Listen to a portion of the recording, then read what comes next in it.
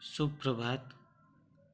आज हम आपकी पाठ्य पुस्तक क्षितिज के पाठ संख्या 12 कैदी और कोकिला के भाग 2 को लेकर उपस्थित हुए हैं। पहले वीडियो भाग में हमने पढ़ा कि किस प्रकार कोकिल और क्रांतिकारी के बीच बात हो रही है और वह कोयल से उससे बोलने का कारण पूछ रहे हैं और साथ साथ अपनी दुर्दशा का जिक्र भी उससे कर रहे हैं। अब आगे की जो कविता है उसको हम लोग आज पढ़ेंगे। क्या देख न सकती जंजीरों का गहना, हथकड़ियाँ क्यों यह ब्रिटिश राज का गहना। अब यहाँ कवि कह रहा है, कवि यानी कि क्रांतिकारी, कि हे कोयल, क्या तुम रात्रि के समय इसलिए शोर मचा रही हो क्योंकि तुम्हारे हाथों हमारे हाथों की ये जंजीरें यानी बेड़ियाँ हथकड़ियाँ तुम्हें पसंद नहीं हैं, इस वजह से तुम्हें कष्ट हो रहा है। अनुमान लगा रहा है कवि यह अनुमान लगा रहा है कि आखिर कोयल की आवाज़ में दर्द क्यों है, वो आधी रात को चीख क्यों रही है।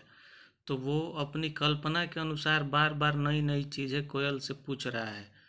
इस बार वो कह रहा है कि क्यों तुम्हारे आवाज़ में इतना दर्द क्यों है, कहीं ऐसा तो नहीं कि हमारे हाथों की यह जंजीरें और हथकड़ियाँ देखकर तुम दुखी हो, तुमसे यह सहन नहीं हो रहा। हथकड़ियाँ क्यों यह ब्रिटिश राज का गहना। लेकिन कह रहा है कवि कि किंतु हमारे लिए यह हथकड़ियाँ नहीं हैं, बल्कि हमारे लिए यह ब्रिटिश राज के द्वारा प्रदान किया गया एक आभूषण है। क्यों कवि ऐसा इसलिए कह रहा है कि कवि जेल इसलिए नहीं गया कि उसने कोई चोरी डकैती या कोई जघन्य अपराध कर दिया है, बल्कि वो अपने राष्ट्र को स्वतंत्र कराने के लिए जेल गया है। उस वक्त जब हमारा देश गुलाम था तो उसको आज़ादी दिलाने के लिए जितने भी लोग संघर्षशील थे और इस दरमियान अगर उन्हें कठिन सज़ा हो जाती थी, जेल जाना पड़ता था, तो जब वो जेल से निकल कर आते थे तो उन्हें सम्मान की दृष्टि से देखा जाता था।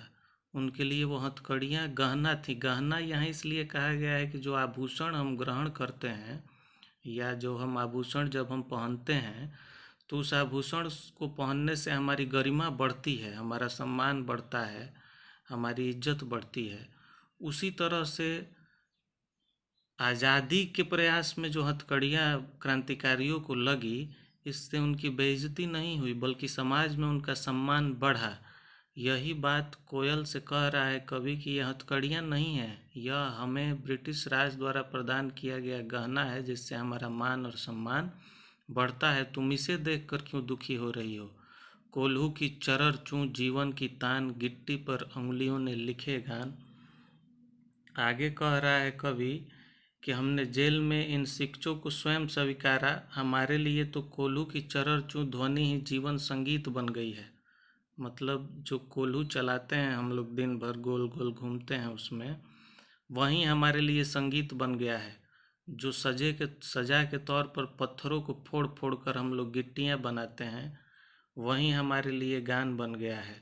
उसी में हमें आनंद आने लगा है, उसी में हमें रस आने लगा है। वो जो कंकर पत्थर अपने हाथों से हम तोड़ते हैं, उससे स्वतंत्रता के संघर्ष का गान हमें सुनाई पड़ता है, क्योंकि हमें ऐसा प्रतीत होता है कि इसी प्रकार एक दिन धीरे धीरे एक एक हथौड़ी के प्रयास से हम अंग्रेजों के इस पत्थर समान चट्टान शासन को तोड़ तोड़ कर गिट्टियों की तरह ढेर कर देंगे, जिससे कि हमारा आत्मविश्वास और उत्साह दुगना होता जाता है। इसलिए इस बात से भी तुम दुखी नहीं हो। हूँ मोट खींचता लगा पेट पर जुआ, खाली करता हूँ ब्रिटिश अकड़ का कुआं। यहाँ जुआ का मतलब हुआ जो पेट पर बांध कर खींचा जाता है, उसे जुआ बोला जाता है। एक तरह की रस्सी होती है। मोट जो है एक तरह की रस्सी होती है जो पेट पे या सर पे जहाँ भी आती है वहाँ कपड़े या गद्दे जैसा एक वस्तु रहता है, जिसे हम अपने शरीर पर टिका कर और अपने शक्ति से किसी चीज़ को खींचते हैं। तो कह रहा है कवि कि हूँ मोट खींचता लगा पेट पर जुआ, खाली करता हूँ ब्रिटिश अकड़ का कुआं। यानी कि मैं कोल्हू का जुआ अपने पेट पर बांध कर चरखा चला रहा हूँ, इस क्रिया से मैं निरंतर ब्रिटिश शासन के दंभ को यानी घमंड को खत्म कर रहा हूँ, अर्थात मैं यातनाएं सह कर भी अंग्रेजों के सामने पराजित नहीं होने का एक संदेश दे रहा हूँ, जिससे उनके अंदर जो अभिमान छुपा है, जो घमंड छुपा है, जो अकड़ छुपी है, वो ठंडी हो जाए, ताकि इतनी यातनाएं सहने के बाद भी उन्हें पता चले कि हम हारने वाले नहीं हैं। उस समय क्रांतिकारियों को लोग क्या करते थे कि एक रस्सी होती थी कोल्हू की। कोल्हू एक मशीन की तरह होता है जिसमें गन्ने डाले जाते हैं और गोल गोल चरखे के समान वो घूमता है, तो गन्ने से रस निकलता है। पहले यह कार्य बैलों से कराया जाता था, भैंसों से, बैलों से। लेकिन ब्रिटिश शासक जो थे वो भारतीय क्रांतिकारियों को पकड़कर उनके शरीर में रस्से बांधकर पेट पर जुआ लगाकर और उन्हें ही भर दिन गोल गोल उस चरखे में चलाते थे, ताकि उसी से गन्ने का रस निकाला जा सके। मतलब बहुत ज़्यादा अत्याचार और परिश्रम करवाते थे। दिन में करुणा क्यों जगे रुलाने वाली, इसलिए रात में गजब ढा रही आली। अब प्रश्न पूछ रहा है कवि कि मैं जानता हूँ, तू जानती है कि दिन का समय जो है वो हमारे लिए काम का समय है, घोर संघर्ष, परिश्रम, यातनाओं को सहने का, दुख को सहने का, अत्याचार को सहने का समय है। उस समय न तो तेरी मधुर आवाज़ का कोई अर्थ है और न तेरी इस करुणा का। उस समय तो सिर्फ साहस की आवश्यकता होती है। इसलिए तू रात में आई है, इसलिए तू रात में आकर अपने इस दर्द भरे स्वर को सुना रही है और हमारे हृदय पर गजब ढा रही है, मतलब आतंक मचा रही है।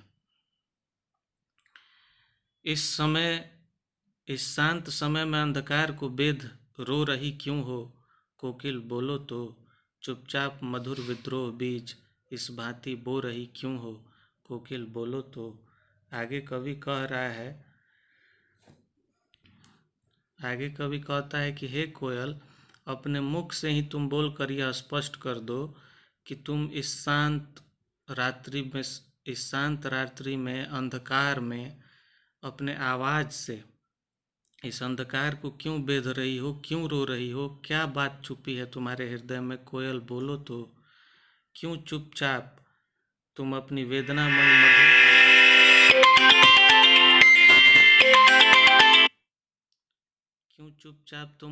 वेदनामय मधुर आवाज़ से एक विद्रोह बो रही हो हम सभी के अंदर, कोकिल बोलो तो।